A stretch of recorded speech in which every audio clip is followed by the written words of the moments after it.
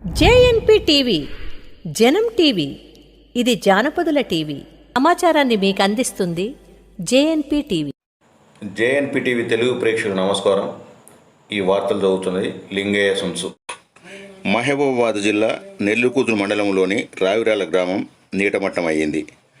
ఆలేరు కొత్తపల్లి చెరువులు తెగడంతో ఒక్కసారిగా గ్రామంలోకి వరద రావడంతో ప్రజలంతా అవాక్కయ్యారు. రాత్రంతా బిక్కుబిక్కుమంటూ గడిపారు. విషయం తెలుసుకున్న మంత్రివర్యులు సీతక్క గ్రామాన్ని సందర్శించి అక్కడ జరుగుతున్న పరిణామాలు ముఖ్యమంత్రి రేవంత్ రెడ్డికి తెలియపరుస్తున్నట్లు ఆమె తెలిపారు. తక్షణమే వరద బాధితులకు సహాయక చర్యలు తీసుకుంటామని ప్రభుత్వ ఉన్నతాధికారులకు ఆదేశాలు జారీ చేసినట్లు ఆమె తెలిపారు.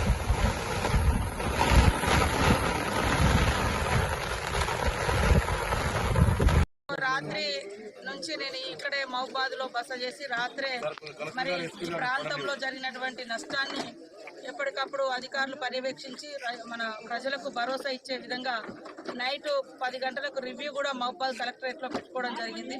ఉదయం పొద్దున్నే మరి 6:30కే మేము అక్కడ పురుషోత్తమగూడెంలో ఉన్నటువంటి సీతారాం నాయక్ తండ మొన్న ఏదైతే చుట్టూ వరద వచ్చిందో ఆ తండలో నేను మరి మా మురళీ నాయక్ గారు, అది డోర్నకల్ నియోజకవర్గం పూర్వీ మండలము, అక్కడ ఎమ్మెల్యే గారు కూడా పాప రాలేకపోయిన రాత్రి ఉన్నటువంటి రహదారి కట్టడంతో నేను, కలెక్టర్ గారు, అదేవిధంగా ఎస్పీ గారు, సంబంధిత లోకల్ అధికారులు, మురళి గారు అంతా సందర్శించడం.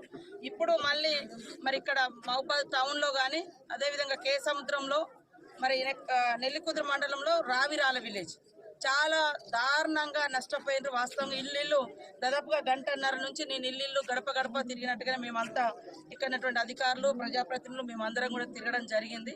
తప్పకుండా ఇంత పెద్ద వరద వస్తే చెరువులో చూస్తే చుక్క నీళ్లు అంటే ఈ పంట లాస్ అయినా కూడా నెక్స్ట్ పంటకైనా వాళ్ళకు నీళ్లు ఉంటే పంట పండించుకునే వాళ్ళు అట్లా కూడా లాస్ అవుతున్నారు. కాబట్టి తక్షణమే ఆ చెరువుకు సంబంధించి కూడా మరి మా కలెక్టర్ గారు, ఐబీ అధికారులకు మేము ఆదేశించడం జరిగింది.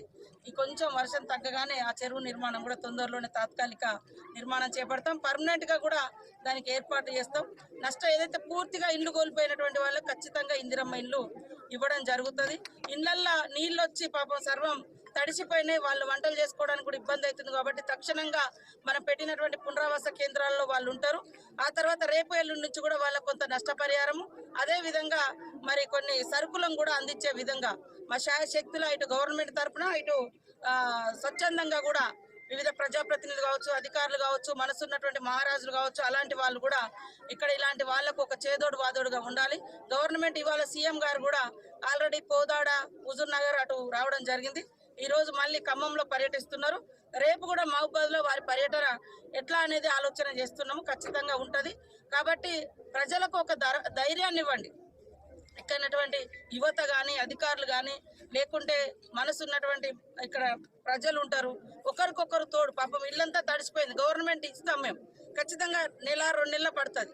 కానీ అప్పటిదాకా వాళ్ళకు తలదాచుకునే విధంగా ఖచ్చితంగా ఒకరికొకరు తోడుగా ఉండాలి, మానవత్వాన్ని చాటుకోవాలని కూడా మేము అందరికీ తెలియజేస్తా ఉన్నాం. తప్పకుండా అన్ని రకాలుగా గవర్నమెంట్ ఉంటుంది, ఆదుకుంటుంది. చెరువు రిపేర్ చేస్తాం. ఆ కెనాల్ ఏదైతే అంత మేకలు పోయింది, ఆటోలు పోయినాయి, తర్వాత ట్రాక్టర్లు పోయినాయి, బైకులు పోయినాయి, ఇవన్నీ కూడా వరదలలో కొట్టుకుపోయినాయి. ఇవన్నింటినీ కూడా ప్రభుత్వము తప్పకుండా సానుకూలంగా స్పందించి వాళ్ళని ఆదుకునే విధంగా మేము ప్రణాళికతో ముందుకు వస్తామని తెలియదు.